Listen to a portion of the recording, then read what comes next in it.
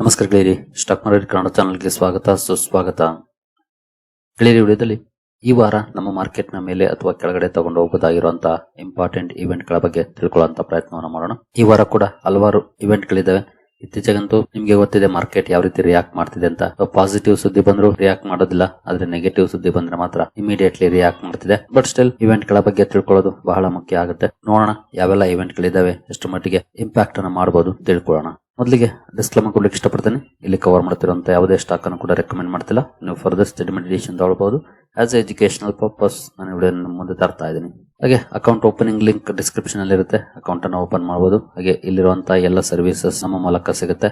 But condition ಒಂದೇ, ನಮ್ಮ ಮೂಲಕ ಅಕೌಂಟ್ ಓಪನ್ ಆಗಿರಬೇಕು. ಹಾಗಾಗಿ ಲಿಂಕ್ ಡಿಸ್ಕ್ರಿಪ್ಷನ್ ಅಲ್ಲಿ ಇದೆ, ಅಕೌಂಟ್ ಓಪನ್ ಮಾಡ್ಕೊಳ್ಳಿ. ಹಾಗೆ ಇಲ್ಲಿ ಮೆನ್ಷನ್ ಮಾಡಿರುವಂತಹ ಯಾವುದೇ ಸರ್ವಿಸ್ ಆಗ್ಬೋದು, PMS ಆಗ್ಬೋದು, AF, IAP, MP, mutual funds, insurance, ಇದೆಲ್ಲದಕ್ಕೂ ಕೂಡ ನಮ್ಮ ಮೂಲಕ ಸರ್ವಿಸಸ್ ಸಿಗುತ್ತೆ. ಇಂಟ್ರೆಸ್ಟ್ ಇರೋರು ಈ ನಂಬರ್ ಗೆ ಕಾಂಟ್ಯಾಕ್ಟ್ ಮಾಡಬಹುದು. ಹಾಗೆ ಅಕೌಂಟ್ ಓಪನ್ ಮಾಡುವಾಗ ಏನಾದರೂ ಸಮಸ್ಯೆಗಳಾದ್ರೆ, ಅಕೌಂಟ್ ಓಪನಿಂಗ್ ಪ್ರೋಸೆಸ್ ಅರ್ಧಕ್ಕೆ ನಿಂತಿದ್ರೆ ಅಂತವರು ಕೂಡ ಇದೇ ನಂಬರ್ ಗೆ ಕಾಲ್ ಮಾಡಿ ನಮ್ಮ ಟೀಮ್ ಇಂದ ನಿಮಗೆ ಸಪೋರ್ಟ್ ಸಿಗುತ್ತೆ.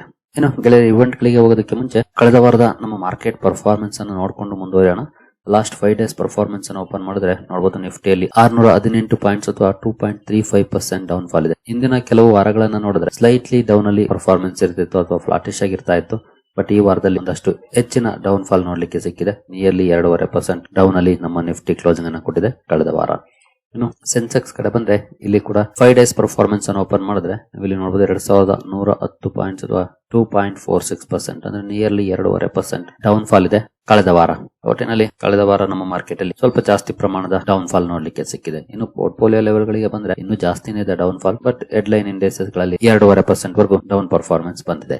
ಇನ್ನು ಅಮೆರಿಕನ್ ಮಾರ್ಕೆಟ್ ಅಲ್ಲಿ ಕಳೆದ ವಾರ ಯಾವ ರೀತಿ ಪರ್ಫಾರ್ಮೆನ್ಸ್ ಇದೆ ಅಂತ ನೋಡಿದ್ರೆ, ಎಸ್ಪೆಷಲಿ ಶುಕ್ರವಾರದ ಸೆಷನ್ ಅಲ್ಲಿ ನೋಡಬಹುದು 237 ಪಾಯಿಂಟ್ಸ್ 0.48% ಪಾಸಿಟಿವ್ ಪರ್ಫಾರ್ಮೆನ್ಸ್ ಇದೆ. 5 ಡೇಸ್ ಓಪನ್ ಮಾಡಿದ್ರೆ ಇಲ್ಲಿ ತುಂಬಾ ಚೆನ್ನಾಗಿದೆ. 1028 ಪಾಯಿಂಟ್ಸ್ ಅಥವಾ 2.12% ಅಪ್ ಅಲ್ಲಿ ಅಮೆರಿಕನ್ ಮಾರ್ಕೆಟ್ ಕ್ಲೋಸಿಂಗ್ ಅನ್ನು ಕೊಟ್ಟಿದೆ. ತುಂಬಾ ಒಳ್ಳೆ ಪರ್ಫಾರ್ಮೆನ್ಸ್ ಅಮೆರಿಕನ್ ಮಾರ್ಕೆಟ್ ಅಲ್ಲಿ ನೋಡ್ಲಿಕ್ಕೆ ಸಿಗ್ತಾ ಇದೆ. ಅದೇ ಈಗಲೂ ಕೂಡ ಕಂಟಿನ್ಯೂ ಆಗಿದೆ ಅಂತಾನೆ ಹೇಳ್ಬಹುದು. ಇನ್ನು ನಾಸ್ಡಾಕ್ ಕಡೆ ಬಂದ್ರೆ, ನಾಸ್ಡಾಕ್ ಅಲ್ಲೂ ಕೂಡ ಶುಕ್ರವಾರ ಒಳ್ಳೆ ಪರ್ಫಾರ್ಮೆನ್ಸ್ ಇದೆ. 222 ಪಾಯಿಂಟ್ಸ್ ಅಥವಾ 0.95% ಪಾಸಿಟಿವ್ ಇದೆ. 5 ಡೇಸ್ ಪರ್ಫಾರ್ಮೆನ್ಸ್ ಅನ್ನು ಓಪನ್ ಮಾಡಿದ್ರೆ ಇಲ್ಲಿ 253 ಪಾಯಿಂಟ್ ಅಥವಾ 1.08% ಪಾಸಿಟಿವ್ ಇದೆ. ತುಂಬಾ ಚೆನ್ನಾಗಿ ಅಪ್ ಆಗಿತ್ತು. ಆನಂತರ ಒಳ್ಳೆ ಕರೆಕ್ಷನ್ ಆಯ್ತು ನೋಡಬಹುದು. ನಂತರ ಒಳ್ಳೆ ಅಪ್ ಕೂಡ ಆಯ್ತು. ಕೊನೆಯಲ್ಲಿ ಓವರ್ ಆಲ್ ಸೀಸಾ ಟೈಪ್ ಅಲ್ಲಿ ಮೂವ್ ಆದ್ರೂ ಕೂಡ ಮೋರ್ ದನ್ 1% ಪಾಸಿಟಿವ್ ಅಲ್ಲಿ ನಾಸ್ಡಾಕ್ ಕ್ಲೋಸಿಂಗ್ ಅನ್ನು ಕೊಟ್ಟಿದೆ ಕಳೆದ ವಾರ. ಒಟ್ಟಿನಲ್ಲಿ ಅಮೆರಿಕನ್ ಮಾರ್ಕೆಟ್ ಅಲ್ಲಂತೂ ಬಿಗ್ ಪಾಸಿಟಿವ್ ಟ್ರೆಂಡ್ ಕಂಟಿನ್ಯೂ ಆಗಿದೆ. ಬಟ್ ನಮ್ಮ ಮಾರ್ಕೆಟ್ ಅಲ್ಲಂತೂ ಬಿಗ್ ನೆಗೆಟಿವ್ ಟ್ರೆಂಡ್ ಕಂಟಿನ್ಯೂ ಆಗಿದೆ ಕಳೆದ ವಾರ. ಈ ವಾರ ಯಾವ ರೀತಿ ಪರ್ಫಾರ್ಮೆನ್ಸ್ ಇರುತ್ತೆ, ಹಾಗೆ ಯಾವ ಸೆಕ್ಟರ್ ಅಲ್ಲಿ ಸ್ಟ್ರೆಂತ್ ನೋಡ್ಲಿಕ್ಕೆ ಸಿಗ್ತಿದೆ ಆಸ್ ಆಫ್ ನೋ ಅಂತ ನೋಡೋದಾದ್ರೆ, ಎಸ್ಪೆಷಲಿ ಆಟೋ ಸೆಕ್ಟರ್ ಚೆನ್ನಾಗಿ ಪರ್ಫಾರ್ಮ್ ಮಾಡಿತ್ತು. ಬಟ್ ಲಾಸ್ಟ್ 3 ಡೇಸ್ ಅಲ್ಲಿ ಕಂಟಿನ್ಯೂಸ್ ಡೌನ್ ಆಗಿದೆ. ಅದಕ್ಕೆ ಮುಂಚೆ 6-7 ಸೆಷನ್ಸ್ ಅಲ್ಲಿ ತುಂಬಾ ಒಳ್ಳೆ ಪರ್ಫಾರ್ಮೆನ್ಸ್ ಅನ್ನ ಮಾಡಿತ್ತು. ಸದ್ಯದ ಮಟ್ಟಿಗೆ ಸ್ವಲ್ಪ ಸ್ಟ್ರೆಂತ್ ಜಾಸ್ತಿ ಕಾಣ್ತಿರೋದು ಅಂದ್ರೆ PSU ಬ್ಯಾಂಕ್ ಗಳಲ್ಲಿ. ಇದರಲ್ಲಿ ಬೇರೆ ಸೆಕ್ಟರ್ ಗಳಿಗೆ ಹೋಲಿಸಿದ್ರೆ PSU ಬ್ಯಾಂಕ್ ಗಳಲ್ಲಿ ಸ್ಟ್ರೆಂತ್ ಕಂಟಿನ್ಯೂ ಆಗುವಂತ ಲಕ್ಷಣ ಕಾಣ್ತಾ ಇದೆ.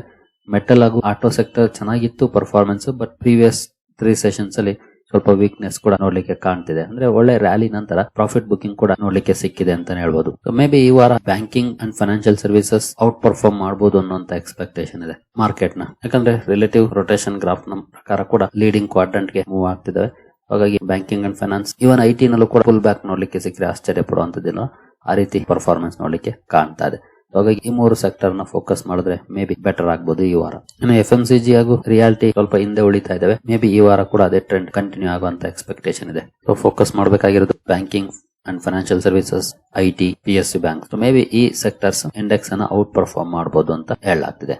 ಇನ್ನು ಇವೆಂಟ್ ಗಳ ಕಡೆ ನಾವು ಬರೋದ್ರೆ, ಮೊದಲಿಗೆ ದೊಡ್ಡ ಮಟ್ಟದಲ್ಲಿ ಸದ್ದು ಮಾಡೋದು ಅಂತಂದ್ರೆ ಟ್ರಂಪ್ ಟ್ಯಾರಿಫ್ ಗೆ ಸಂಬಂಧಪಟ್ಟಂತೆ ಹಲವು ಸುದ್ದಿಗಳನ್ನ ನೋಡಿದ್ವಿ. ಅದೇ ಕಾರಣಕ್ಕೆ ಲಾಸ್ಟ್ 2 ಡೇಸ್ ಅಲ್ಲಿ ನಮ್ಮ ಮಾರ್ಕೆಟ್ ಅಲ್ಲಿ ಸ್ವಲ್ಪ ಜಾಸ್ತಿನೇ ಡೌನ್ ಪರ್ಫಾರ್ಮೆನ್ಸ್ ಕೂಡ ನೋಡ್ಲಿಕ್ಕೆ ಸಿಕ್ತು. ಹಾಗಾಗಿ ಈ ವಾರ ಟ್ಯಾರಿಫ್ ಗೆ ಸಂಬಂಧಪಟ್ಟಂತೆ ಏನ್ ಸುದ್ದಿ ಬರುತ್ತೆ ಅದು ಬಹಳ ಮುಖ್ಯ ಆಗುತ್ತೆ. ಎಸ್ಪೆಷಲಿ ಹಲವು ಇವೆಂಟ್ ಗಳಿದೆ. ಮೊದಲನೇದಾಗಿ US ಕಾಂಗ್ರೆಸ್ ಅಲ್ಲಿ ವೋಟಿಂಗ್ ಹೋಗಬಹುದು. ಈ 500% ಟ್ಯಾರಿಫ್ ಹಾಕುವಂತ ಬಿಲ್, ಆ ಸುದ್ದಿ ಯಾವಾಗ ಬೇಕಾದ್ರೂ ಬರ್ಬೋದು. ನಂತರ US ಸುಪ್ರೀಂ ಕೋರ್ಟ್ ಆರ್ಡರ್ ಮೊನ್ನೆ ಅಂದ್ರೆ ಶುಕ್ರವಾರ ಬರುತ್ತೇನೋ ಅನ್ನೋಂತ ಎಕ್ಸ್ಪೆಕ್ಟೇಷನ್ ಇತ್ತು. ಬಟ್ ಬರ್ಲಿಲ್ಲ. ಕೆಲವು ಸುದ್ದಿಗಳು ರಿಪೋರ್ಟ್ ಮಾಡಿರೋ ಪ್ರಕಾರ 14ನೇ ತಾರೀಕಿಗೆ ರೆಫರ್ ಮಾಡಿದ್ದಾರೆ ಅನ್ನೋ ಸುದ್ದಿ ಇದೆ. ಬಟ್ ಎಲ್ಲೂ ಪ್ರಾಪರ್ ಮಾಹಿತಿ ಸಿಗ್ತಾ ಇಲ್ಲ 14ನೇ ತಾರೀಕು ಇದೆಯಾ ಇಲ್ವಾ ಅಂತ. ಕೆಲವು ನ್ಯೂಸ್ ಏಜೆನ್ಸೀಸ್ ರಿಪೋರ್ಟ್ ಮಾಡಿದಾವೆ 14ನೇ ತಾರೀಕಿದೆ ಅಂತ. ಹಾಗಾಗಿ ಇದ್ರ ಬಗ್ಗೆ ಕೂಡ ಏನಾದ್ರೂ ಅಪ್ಡೇಟ್ ಬರ್ತಾವ ಅಂತ ವಾಚ್ ಮಾಡ್ಬೇಕಾಗತ್ತೆ.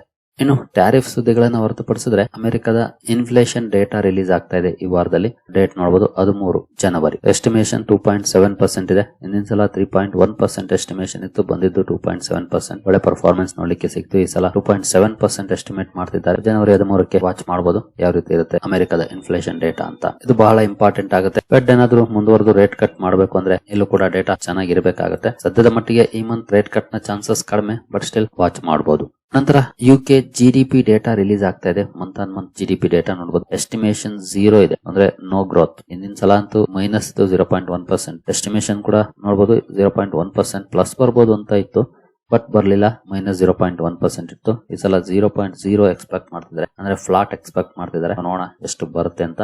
15ನೇ ತಾರೀಕು ಇದ್ರ ಮೇಲೂ ಕೂಡ ಗಮನವನ್ನ ಇಡಬಹುದು ಯಾವ ರೀತಿ ಡೇಟಾ ಇರುತ್ತೆ ಅಂತ. ಇನ್ನು ನಮ್ಮ ಸಿಪಿಐ ಡೇಟಾ ಕೂಡ ರಿಲೀಸ್ ಆಗ್ತಾ ಇದೆ. ಇನ್ಫ್ಲೇಷನ್ ಡೇಟಾ ರಿಲೀಸ್ ಆಗ್ತಾ ಇದೆ. ಎಸ್ಪೆಷಲಿ ಈ ಸಲ ನೋಡಬಹುದು 1.5% ಎಸ್ಟಿಮೇಟ್ ಮಾಡ್ತಿದ್ದಾರೆ. ಜನವರಿ 12 ಅಂದ್ರೆ ನಾಳೆನೆ ರಿಲೀಸ್ ಆಗುತ್ತೆ, ಬಟ್ ನಾಳೆ ಮಾರ್ಕೆಟ್ ಕ್ಲೋಸ್ ಆದ್ಮೇಲೆ ಬರುತ್ತೆ. ರಿಯಾಕ್ಷನ್ ನಮಗೆ ನಾಡಿದ್ದು ನೋಡ್ಲಿಕ್ಕೆ ಸಿಗಬಹುದು. ನಾಳೆ ನಮ್ಮ ಇಂಡಿಯಾದ ಇನ್ಫ್ಲೇಷನ್ ಡೇಟಾ ಕೂಡ ವಾಚ್ ಮಾಡಬೇಕಾಗುತ್ತೆ. 1.5% ಎಸ್ಟಿಮೇಟ್ ಅನ್ನ ಮಾಡ್ತಿದ್ದಾರೆ. ಕಳೆದ ಸಲ 0.7% ಎಸ್ಟಿಮೇಟ್ ಮಾಡಿದ್ರು, ಬಂದಿದ್ದು 0.71%. ಏನ್ ಬಿಗ್ ಡಿಫರೆನ್ಸ್ ಆಗ್ಲಿಲ್ಲ, ಇನ್ಲೈನ್ ಪರ್ಫಾರ್ಮೆನ್ಸ್ ಬಂತು. ಈ ಸಲ ಎಷ್ಟು ಬರುತ್ತೆ ನೋಡ್ಬೇಕಾಗುತ್ತೆ. 1.5% ಎಸ್ಟಿಮೇಟ್ ಇದೆ, ನೋಡೋಣ ಎಷ್ಟು ಬರುತ್ತೆ ಅಂತ. ಇನ್ನು ಈ ವಾರದಿಂದ ಧಮಾಕ ಶುರುವಾಗುತ್ತೆ ಮಾರ್ಕೆಟ್ ಅಲ್ಲಿ. ನೀವು ಅಂದ್ಕೊಳ್ಬಹುದು ಯಾವ ಧಮಾಕ, ಮಾರ್ಕೆಟ್ ನೋಡಿದ್ರೆ ದಿನ ಬೀಳ್ತಿದೆ ಅಂತ. ಬಟ್ ಮಾರ್ಕೆಟ್ ಬೀಳ್ತಿದೆ, ನಮ್ಮ ಪೋರ್ಟ್ಫೋಲಿಯೋ ಬೀಳ್ತಿದೆ. ಬಟ್ ನಮ್ಮ ಪೋರ್ಟ್ಫೋಲಿಯೋನ ಬೀಳ್ದಂಗ್ ತಡಿಬೇಕು ಅಂದ್ರೆ ಏನಾದ್ರೂ ಒಂದ್ ಸುದ್ದಿ ಬೇಕಲ್ಲ. ಆ ಸುದ್ದಿ ಏನಪ್ಪಾ ಅಂದ್ರೆ ರಿಸಲ್ಟ್ಸ್ ಅಲ್ಲಿ ಕಂಪನಿಗಳ ಪರ್ಫಾರ್ಮೆನ್ಸ್ ಚೆನ್ನಾಗಿತ್ತು ಅಂದ್ರೆ, ಹಾಗೆ ಮ್ಯಾನೇಜ್ಮೆಂಟ್ ಔಟ್ಲುಕ್ ಚೆನ್ನಾಗಿತ್ತು ಕಂಪನಿಯ ಫ್ಯೂಚರ್ ಬಗ್ಗೆ ಅಂದ್ರೆ, ಖಂಡಿತ ಅಂತ ಸ್ಟಾಕ್ ಗಳಲ್ಲಿ ರ್ಯಾಲಿ ಬರುವಂತ ಚಾನ್ಸಸ್ ಇರುತ್ತೆ.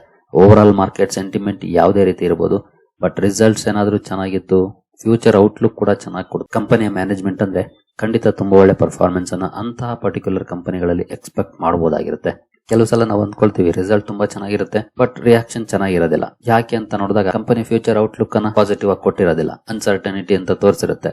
ಮೇ ಬಿ ಅಂತ ಕಾರಣದಲ್ಲಿ ಕರೆಕ್ಷನ್ ಬರಬಹುದು. ಬಟ್ ಇನ್ ಕೇಸ್ ಎರಡು ಚೆನ್ನಾಗಿತ್ತು ಅಂದ್ರೆ, ಮಾರ್ಕೆಟ್ ಔಟ್ಲುಕ್ ಅಂದ್ರೆ ಫ್ಯೂಚರ್ ಔಟ್ಲುಕ್ ಕೂಡ ಚೆನ್ನಾಗಿ ಕೊಡ್ತು ಕಂಪನಿ ಮ್ಯಾನೇಜ್ಮೆಂಟ್ ಅಂದ್ರೆ, ರಿಸಲ್ಟ್ ಕೂಡ ಚೆನ್ನಾಗಿದೆ ಅಂದ್ರೆ, ಖಂಡಿತ ಅಂತ ಕಡೆ ಒಳ್ಳೆ ಪರ್ಫಾರ್ಮೆನ್ಸ್ ಅನ್ನ ಎಕ್ಸ್ಪೆಕ್ಟ್ ಮಾಡಬಹುದು.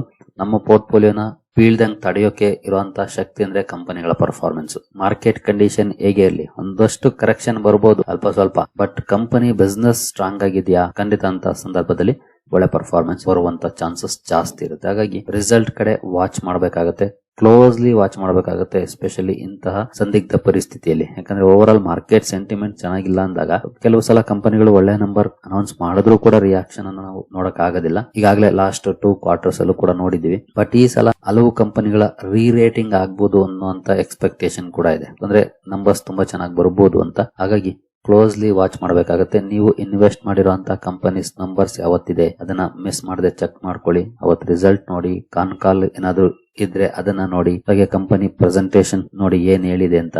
ಯೂಶುವಲಿ ಪಾಸಿಟಿವ್ಸ್ ಅನ್ನ ಹೇಳ್ತಾರೆ, ಬಟ್ ಕಾಲ್ ಅಲ್ಲಿ ಕಂಪನಿಗಳ ಮ್ಯಾನೇಜ್ಮೆಂಟ್ ಅನ್ನ ಇನ್ವೆಸ್ಟರ್ಸ್ ಕೇಳಿದಾಗ ಅಲ್ಲಿ ನಮ್ಗೊಂದಷ್ಟು ಇನ್ಪುಟ್ ಸಿಗುತ್ತೆ. ಒಂದು ಒಳ್ಳೆ ಮ್ಯಾನೇಜ್ಮೆಂಟ್ ನ ಲಕ್ಷಣ ಏನು ಅಂತಂದ್ರೆ, ಅದು ಪಾಸಿಟಿವ್ ಇರ್ಲಿ ನೆಗೆಟಿವ್ ಇರ್ಲಿ ಓಪನ್ ಆಗಿ ಹೇಳುತ್ತೆ. ಹಾಗಾಗಿ ರಿಸಲ್ಟ್ ಸೀಸನ್ ತುಂಬಾನೇ ಇಂಪಾರ್ಟೆಂಟ್ ಆಗುತ್ತೆ. ಜೊತೆಗೆ ಹಲವು ಕಂಪನಿಗಳಿಗಾಗಲೇ ಬೋನಸ್ ಸ್ಪ್ಲಿಟ್ ಬಗ್ಗೆ ಕೂಡ ಅನೌನ್ಸ್ಮೆಂಟ್ ಅನ್ನ ಮಾಡ್ತಿದ್ದಾವೆ. ಆ ಬಗ್ಗೆ ಕೂಡ ಸುದ್ದಿಗಳು ಬರಬಹುದು, ವಾಚ್ ಮಾಡಬೇಕಾಗುತ್ತೆ. ಮೊದಲಿಗೆ ನೋಡಬಹುದು ನಂದರತಿ ರಿಸಲ್ಟ್ ಇದೆ ನಾಳೆ, ಜಿಜಿ ಆಟೋ ಇದೆ, HCL ಟೆಕ್ ನ ರಿಸಲ್ಟ್ ಇದೆ ನಾಳೆ, ಲೋಟಸ್ ಚಾಕೊಲೇಟ್ ಇದೆ, ರಿಲಯನ್ಸ್ ಗ್ರೂಪ್ ನ ಕಂಪನಿ, ಮಹಾರಾಷ್ಟ್ರ ಸ್ಕೂಟರ್ ಇದೆ, ನಂತರ TCS ನ ರಿಸಲ್ಟ್ ಇದೆ ನಾಳೆನೆ, 5 ಪೈಸಾ ಕ್ಯಾಪಿಟಲ್ ನಾಡಿದಿದೆ. ನಾಳೆಯಿಂದ ಅಫಿಷಿಯಲ್ ಆಗಿ ದೊಡ್ಡ ದೊಡ್ಡ ಕಂಪನಿಗಳು ರಿಸಲ್ಟ್ ಅನ್ನ ಶುರು ಮಾಡ್ತಿದ್ದಾವೆ. ಹಾಗಾಗಿ ಇವನ್ನೆಲ್ಲ ಕೂಡ ವಾಚ್ ಮಾಡಬೇಕಾಗುತ್ತೆ. ತುಂಬಾನೇ ದೊಡ್ಡ ಲಿಸ್ಟ್ ಇದೆ ಈ ವಾರ ರಿಸಲ್ಟ್ ಬರ್ಲಿಕ್ಕೆ. ವಾಚ್ ಮಾಡಿ, ರಿಸಲ್ಟ್ಸ್ ಬಹಳ ಮುಖ್ಯ. ಈಗ ಸದ್ಯಕ್ಕೆ ಕಂಪನಿಗಳಿಗೆ ಆಕ್ಸಿಜನ್ ಅಂದ್ರೆ ರಿಸಲ್ಟ್. ನಮ್ಮ ಪೋರ್ಟ್ಫೋಲಿಯೋ ಸೇವ್ ಆಗ್ಬೇಕು ಅಂದ್ರೆ ರಿಸಲ್ಟ್ಸ್ ಕೂಡ ಚೆನ್ನಾಗಿ ಬರಬೇಕಾಗುತ್ತೆ. ರಿಸಲ್ಟ್ಸ್ ಪೂರ್ ಬಂತು, ಮ್ಯಾನೇಜ್ಮೆಂಟ್ ಕಾಮೆಂಟ್ರಿ ಕೂಡ ಅಷ್ಟೇನು ಕಾನ್ಫಿಡೆಂಟ್ ಆಗಿಲ್ಲ ಅಂದ್ರೆ ಖಂಡಿತ ಇನ್ನೂ ಡೌನ್ ಫಾಲ್ ಚಾನ್ಸಸ್ ಇರುತ್ತೆ. ಬಟ್ ರಿಸಲ್ಟ್ ಚೆನ್ನಾಗಿದ್ದು ಮ್ಯಾನೇಜ್ಮೆಂಟ್ ಕೂಡ ಕಾನ್ಫಿಡೆಂಟ್ ಆಗಿತ್ತು ಅಂದ್ರೆ ಖಂಡಿತ ಅಂತ ಸಂದರ್ಭದಲ್ಲಿ ಒಳ್ಳೆ ಪರ್ಫಾರ್ಮೆನ್ಸ್ ಅನ್ನ ಎಕ್ಸ್ಪೆಕ್ಟ್ ಮಾಡಬಹುದು. ಇಮಿಡಿಯೇಟ್ಲಿ ಬಂದಿಲ್ಲ ಅಂದ್ರೂ ಮೇ ಬಿ ಸ್ವಲ್ಪ ದಿನದ ನಂತರ ಆದ್ರೂ ನಾವು ಅಲ್ಲಿ ಒಳ್ಳೆ ಪರ್ಫಾರ್ಮೆನ್ಸ್ ಎಕ್ಸ್ಪೆಕ್ಟ್ ಮಾಡಬಹುದು. ನೋಡೋಣ ಯಾವ ರೀತಿ ಇರುತ್ತೆ ಅಂತ. ಇನ್ನು FISDIS ಆಕ್ಟಿವಿಟಿ ಕಡೆ ಬಂದ್ರೆ ಶುಕ್ರವಾರ ಕೂಡ ಭರ್ಜರಿಯಾಗಿ ನೆಟ್ ಸೆಲ್ಲಿಂಗ್ ಅನ್ನ ಮಾಡಿದ್ದಾರೆ, 3769 ಕೋಟಿ. ಸರಿ, ಇದು ಶುಕ್ರವಾರದ ಅಪ್ಡೇಟ್ ಆಗಿಲ್ಲ, ಇಲ್ಲಿ 8 ಜನವರಿ ಇದೆ ನೋಡಬಹುದು. 9 ಜನವರಿ 3609 ಕೋಟಿ ನೆಟ್ ಸೆಲ್ಲಿಂಗ್ ಅನ್ನ ಮಾಡಿದ್ದಾರೆ FIS. ಡಿಎಸ್ 5341 ಕೋಟಿ ನೆಟ್ ಬೈಯಿಂಗ್ ಅನ್ನ ಮಾಡಿದ್ದಾರೆ. ಶುಕ್ರವಾರ ಕೂಡ ನೆಟ್ ಸೆಲ್ಲರ್ಸ್ ಆಗಿದ್ದಾರೆ, ಎಫ್ಐಎಸ್ ಡಿಎಸ್ ಬೈಯರ್ಸ್ ಆಗಿದ್ದಾರೆ.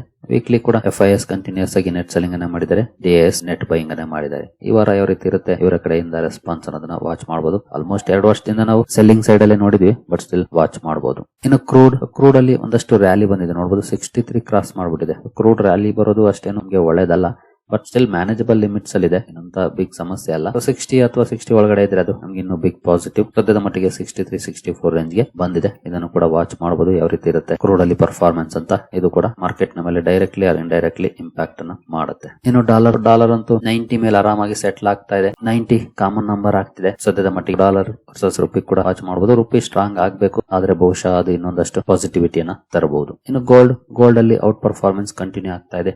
ಮಧ್ಯೆ ಸ್ವಲ್ಪ ಕರೆಕ್ಷನ್ ಬಂದ್ರು ಕೂಡ ಇಮಿಡಿಯೇಟ್ಲಿ ನೆಕ್ಸ್ಟ್ ಕಮ್ ಬ್ಯಾಕ್ ಮಾಡ್ತಾ ಇದೆ. ಗೋಲ್ಡ್ ಅಂಡ್ ಸಿಲ್ವರ್ ಎರಡು ಕೂಡ ಒಳ್ಳೆ ಪರ್ಫಾರ್ಮೆನ್ಸ್ ಅನ್ನ ಮಾಡ್ತಾ ಇದೆ. ಎಸ್ಪೆಷಲಿ ಗ್ಲೋಬಲ್ ಮಾರ್ಕೆಟ್ಸ್ ಅಲ್ಲಿ ಅನ್ಸರ್ಟನಿಟೀಸ್ ಇರುವಾಗ, ಜಿಯೋ ಪೊಲಿಟಿಕಲ್ ಟೆನ್ಷನ್ಸ್ ಜಾಸ್ತಿ ಆಗ್ತಿರುವಂತಹ ಸಂದರ್ಭದಲ್ಲಿ ಕಮೋಡಿಟೀಸ್ ಒಳ್ಳೆ ಪರ್ಫಾರ್ಮೆನ್ಸ್ ಅನ್ನ ಮಾಡುತ್ತೆ.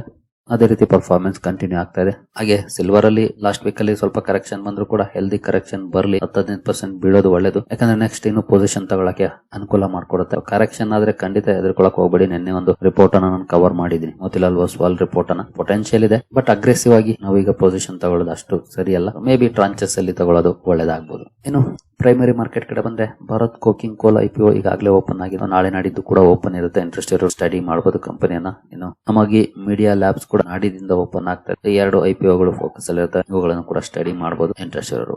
ಇನ್ನು ಕಾರ್ಪೊರೇಟ್ ಆಕ್ಷನ್ ಕಡೆ ಬಂದ್ರೆ ಈ ವಾರ ಕೂಡ ಹಲವಾರು ಕಂಪನಿಗಳು ಸ್ಟಾಕ್ ಸ್ಪ್ಲಿಟ್ ಆಗೋ ಬೋನಸ್ ಇದೆ ನೋಡಬಹುದು. SKM ಎಗ್ ಪ್ರಾಡಕ್ಟ್ಸ್ 10 ರೂಪಾಯಿ ಇರುವಂತಹ ಫೇಸ್ ವ್ಯಾಲ್ಯೂ 5 ರೂಪಾಯಿ ಮಾಡ್ತಾ ಇದೆ ಕಂಪನಿ. 1:2 ರೇಷಿಯೋದಲ್ಲಿ ಸ್ಟಾಕ್ ಸ್ಪ್ಲಿಟ್ ಆಗುತ್ತೆ. ನಂತರ Authum investment and infra bonus issue ಇದೆ. 4:1 ರೇಷಿಯೋದಲ್ಲಿ, ಅಂದ್ರೆ 1 ಶೇರ್ ಇದೆ, 4 ಶೇರ್ಗಳನ್ನ ಕಂಪನಿ ಬೋನಸ್ ಆಗಿ ಕೊಡ್ತಾ ಇದೆ. ಕೋಟಕ್ ಮಹೀಂದ್ರಾ ಬ್ಯಾಂಕ್ ನ ಸ್ಟಾಕ್ ಸ್ಪ್ಲಿಟ್ ಇದೆ. 5 ರೂಪಾಯಿ ಇರುವಂತಹ ಫೇಸ್ ವ್ಯಾಲ್ಯೂನ 1 ರೂಪಾಯಿ ಮಾಡ್ತಾ ಇದೆ ಕಂಪನಿ. ಅಂದ್ರೆ 1:5 ರೇಷಿಯೋದಲ್ಲಿ ಸ್ಟಾಕ್ ಸ್ಪ್ಲಿಟ್ ಆಗುತ್ತೆ. 14 ಜನವರಿ ಎಕ್ಸ್ ಡೇಟ್ ಆಗಿರುತ್ತೆ, ಅವತ್ತು ಸ್ಟಾಕ್ ಪ್ರೈಸ್ ಅಡ್ಜಸ್ಟ್ ಆಗುತ್ತೆ. ಅಜ್ಮೇರಾ ರಿಯಾಲಿಟಿ ಸ್ಟಾಕ್ ಸ್ಪ್ಲಿಟ್ ಇದೆ, ಅದು ಕೂಡ 1:5 ರೇಷಿಯೋದಲ್ಲಿ ಆಗ್ತಾ ಇದೆ. Best agro life bonus issue ಇದೆ, ಹಾಗೆ ಬೆಸ್ಟ್ ಆಗ್ರೋ ಸ್ಟಾಕ್ ಸ್ಪ್ಲಿಟ್ ಕೂಡ ಇದೆ. 1:10 ರೇಷಿಯೋದಲ್ಲಿ ಸ್ಟಾಕ್ ಸ್ಪ್ಲಿಟ್ ಇದೆ, ಹಾಗೆ 1:2 ರೇಷಿಯೋದಲ್ಲಿ ಬೋನಸ್ ಇಶ್ಯೂ ಇದೆ. ಅಂದ್ರೆ 2 ಶೇರ್ ಇದ್ರೆ 1 ಶೇರ್ ಅನ್ನ ಬೋನಸ್ ಆಗಿ ಕೊಡ್ತಾ ಇದೆ. ಇನ್ನು ಉಳಿದ ಕಂಪನಿಗಳು ಡಿವಿಡೆಂಡ್ ಕಾರಣಕ್ಕೆ ಫೋಕಸ್ ಅಲ್ಲಿರುತ್ತೆ. ಇವುಗಳನ್ನು ಕೂಡ ವಾಚ್ ಮಾಡಬಹುದು ಡ್ಯೂರಿಂಗ್ ಕಾರ್ಪೊರೇಟ್ ಆಕ್ಷನ್ ಸ್ಟಾಕ್ ಗಳಲ್ಲಿ ಯಾವ ರೀತಿ ಪರ್ಫಾರ್ಮೆನ್ಸ್ ಬರುತ್ತೆ ಅಂತ. ಒಟ್ಟಿನಲ್ಲಿ ಈ ವಾರ ತುಂಬಾನೇ ಸದ್ದು ಮಾಡೋದು ಅಂತಂದ್ರೆ ರಿಸಲ್ಟ್ಸ್ ಚೆನ್ನಾಗಿತ್ತು ಅಂದ್ರೆ, ಮ್ಯಾನೇಜ್ಮೆಂಟ್ ಕಮೆಂಟ್ರಿ ಕೂಡ ಪಾಸಿಟಿವ್ ಇತ್ತು ಅಂದ್ರೆ ಬಹುಶಃ ನಾವು ಒಂದಷ್ಟು ಒಳ್ಳೆಯ ಪರ್ಫಾರ್ಮೆನ್ಸ್ ಅನ್ನ ಇಂಡಿವಿಜುವಲ್ ಸ್ಟಾಕ್ ಗಳ ಲೆವೆಲ್ ಅಲ್ಲಿ ಎಕ್ಸ್ಪೆಕ್ಟ್ ಮಾಡಬಹುದು. ಓವರ್ ಆಲ್ ಮಾರ್ಕೆಟ್ ಸೆಂಟಿಮೆಂಟ್ ಹೇಗೆ ಇರಬಹುದು, ಬಟ್ ಇಂಡಿವಿಜುವಲ್ ಸ್ಟಾಕ್ ಗಳ ಲೆವೆಲ್ ಅಲ್ಲಿ ಎಕ್ಸ್ಪೆಕ್ಟ್ ಮಾಡಬಹುದಾಗಿರುತ್ತೆ. ಬಟ್ ನೋಡೋಣ, ಓವರ್ ಆಲ್ ಸೆಂಟಿಮೆಂಟ್ ಒಳ್ಳೆ ಸುದ್ದಿ ಬಂದ್ರು ಸ್ಟಾಕ್ ಗಳನ್ನ ನೆಗೆಟಿವ್ ಮಾಡುತ್ತಾ, ಅಥವಾ ಇಂಡಿವಿಜುವಲ್ ಸ್ಟಾಕ್ ಗಳಲ್ಲಾದ್ರೂ ಅಟ್ಲೀಸ್ಟ್ ಒಳ್ಳೆ ಪರ್ಫಾರ್ಮೆನ್ಸ್ ಬರುತ್ತಾ ಅಂತ. ಸರಿಗಳಿರಿ, ಈ ವಿಡಿಯೋ ನಿಮ್ಗೆ ಇಷ್ಟ ಆಗಿದೆ ಅನ್ಕೊಳ್ತೀನಿ. ಹಾಗೆ ಅಕೌಂಟ್ ಓಪನಿಂಗ್ ಲಿಂಕ್ ಡಿಸ್ಕ್ರಿಪ್ಷನ್ ಇರುತ್ತೆ, ಅಕೌಂಟ್ ಅನ್ನ ಓಪನ್ ಮಾಡಬಹುದು. ಮುಂದಿನ ವಿಡಿಯೋದಲ್ಲಿ ಸಿಗೋಣ. ಅಲ್ಲಿವರೆಗೂ ಜೈ ಹಿಂದ್, ಜೈ ಕರ್ನಾಟಕ.